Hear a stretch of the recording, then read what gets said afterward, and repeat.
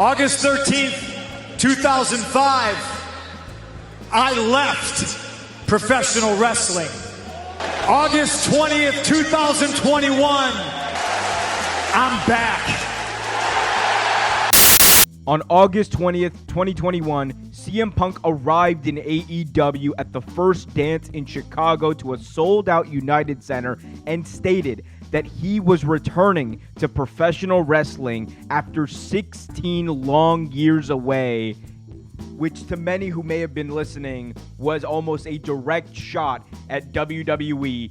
And now in November 2023, we could see the return of CM Punk to WWE.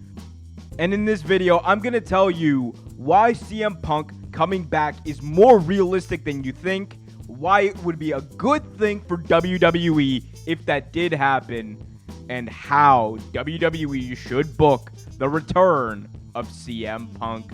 Before I do, though, be sure to hit that like button, subscribe, and hit that notification bell so you get notified whenever a new video is released.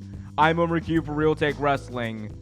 Let's talk about it. Okay, so we all know that CM Punk right now is a free agent, thanks in large part to the fact that he got into a fight with Jack Perry backstage at AEW All In at Wembley Stadium, after which Tony Khan revealed that he had to fire CM Punk because he felt threatened for his life. Now, of course, those are massive accusations, but now the one thing that we're all talking about some few months later is, will he show up at Survivor Series in Chicago at the Allstate Arena? And the answer to that is a bit of a mixed bag. Of course, it almost is poetic if CM Punk does in fact return at the Allstate Arena in Chicago, the same arena where Money in the Bank 2011, he made that hero's welcome, and in his match against John Cena, where he went up for the first time for that WWE Championship, presented as a star, because CM Punk had won the World Championship in WWE before, but he hadn't been presented as a massive star at that level until Money in the Bank 2011 in Chicago. And now, again, Survivor Series is right around the corner. Everyone believes, or everyone really wants CM Punk to return. They want him to show up. They want that massive moment. And I'd argue that no one wants it more than WWE. Let's be honest here.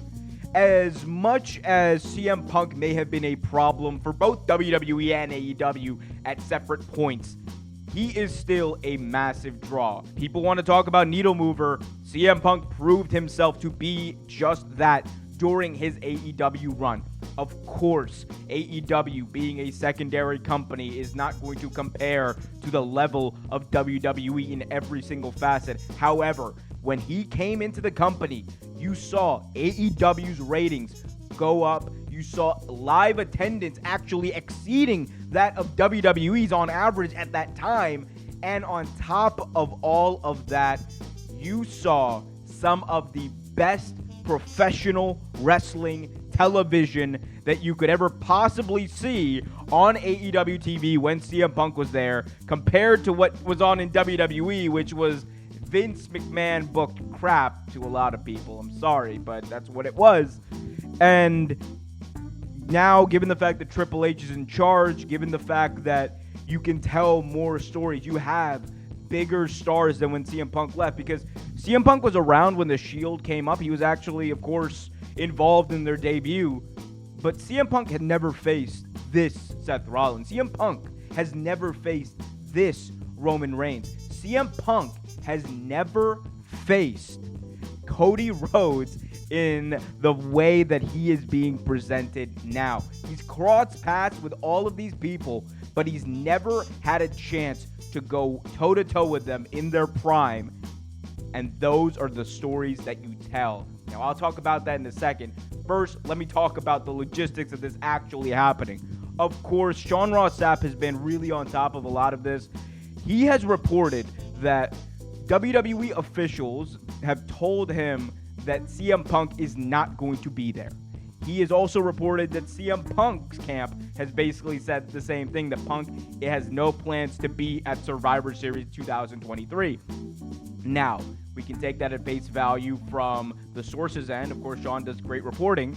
But at the same time, right, if WWE and CM Punk wanted you to think that he was going to be there, it's plausible to think that, hey, maybe, just maybe, they're trying to work you.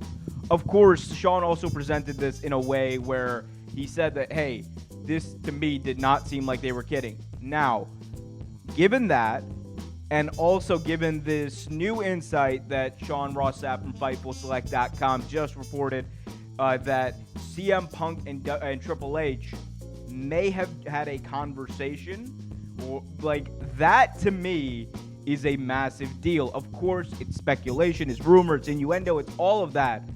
But it goes back to something that I've been saying for a while now. And that is that if you're WWE and CM Punk is a free agent, beyond you guys being in Chicago, beyond you guys, you know, having this massive pay-per-view, war games, all that stuff, beyond all of it, you have to have that conversation about bringing in CM Punk. Because at the end of the day, going back to what I said earlier, ratings, attendance, and story are going to be better off because of it. As much of a pain as many people believe CM Punk is, and he very well may be that, the fact of the matter is, this is one of the greatest professional wrestlers of all time. Not just in the ring, on that mic, you could argue that there's nobody who can actually touch him. What he can do to some of your up-and-coming stars, what he could do with someone like a Grayson Waller, what he could do with an Austin Theory, someone who many people believe at this point is floundering in WWE. CM Punk, by just roasting the crap out of him, could make Austin Theory more relevant today than he is right now. So you have that. You have the fact that he is a massive draw. He's that needle mover. WWE right now is doing fantastic business. And you could argue that they don't really need CM Punk. And I understand that point, but you also have to look at the fact this is a company that just merged with the UFC. Ari Emanuel and Endeavor are trying to make sure that this company is as profitable as it can possibly be. And one thing is for damn sure, CM Punk in that company is way more profitable, or that company is way more profitable with CM Punk in there than him not being there. That is just the truth. You can license his merchandise, you can sell his name, you can do so much business with CM Punk in WWE. It is absolutely insane of you not to at least have that conversation. Now, there's very well good reason for you not to bring him in. Of course, he's got beef with two of your biggest stars in Seth Rollins and Roman Reigns. However, one thing's for sure, Seth Rollins has proven himself to be Mr. WWE. It doesn't matter if he has a problem with someone. We all know that Seth Rollins at the end of the day is willing to put all of it aside for business. He has said this before, and I truly believe him when he says it. Same thing with Roman Reigns. As much as Roman Reigns may have disdain for CM Punk, as much as he may have not liked CM Punk's comments about Roman Reigns kind of being the odd guy out in the Shield, at the end of the day, Roman Reigns is the biggest professional wrestling star in the world right now, and he sees CM Punk and he sees big business. And big business means more eyeballs on him. Big business means more money in his pockets, means more people buying t-shirts, more people buying merch, more people coming to shows. And again, what it's all about, more money in Roman Reigns' pocket. So there's all that to think about, and just the intrigue. Like, let's be honest, if CM Punk came in, the wrestling news, wrestling world would be absolutely abuzz for weeks on end. This is a guy who, just by cutting a promo and complaining, he threw a fit in a promo at a press conference that wasn't even on a pay-per-view, and he literally threw the entire wrestling world upside down for months on end. Then when he returned, it threw the wrestling world into a loop, and then when he had this fight, it turned like CM Punk. makes news. CM Punk is big business. There's a lot of interest in this guy. So if you're WWE, you at least have that conversation. Now we get to the very interesting part.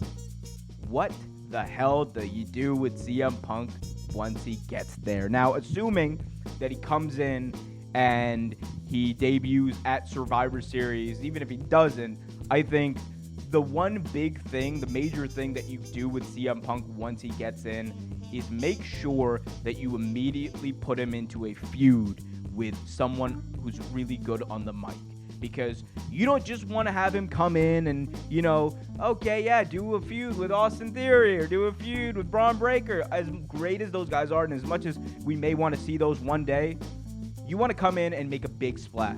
And to me, outside of Roman Reigns, there's no bigger splash you could make as far as business and news than Seth Rollins versus CM Punk.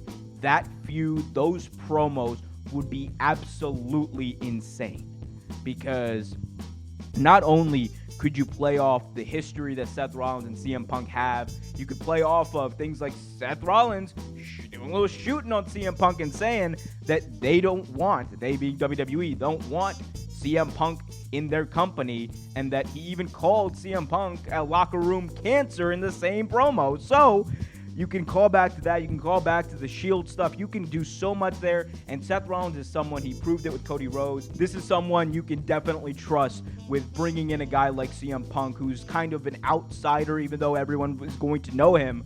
But you can have him come in and it's going to be great.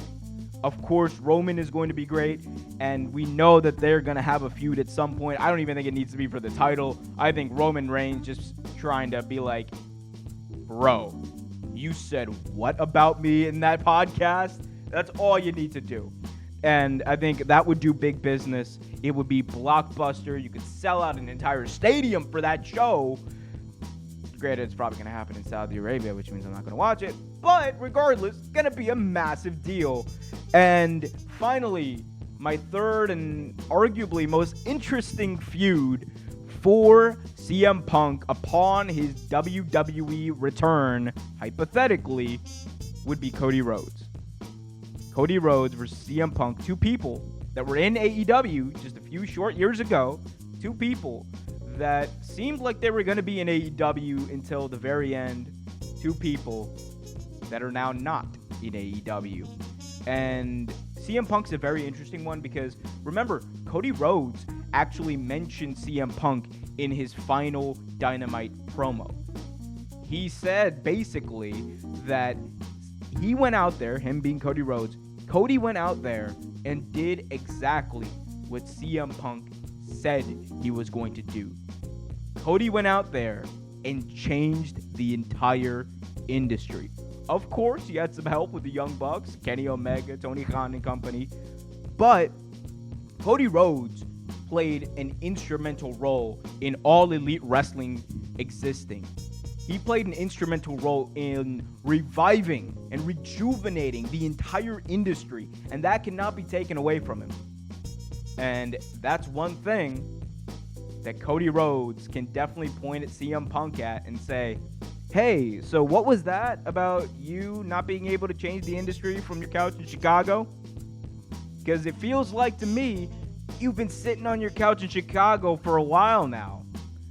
And it would be just amazing. Like, CM Punk could be a cheeky SOB about it too. That's what I would have him do. Those are my three feuds that I definitely want to see. I'm interested to hear what you guys want. What do you guys want to see CM Punk do when he goes back to WWE? Let me know when you guys think he would come back. Will it be Survivor Series? Will it be down the line? Let me know in the comment section below, and let me know what you guys thought about this video. I'm Omer Q for Real Take Wrestling. Be happy, be healthy, and as always, keep it real.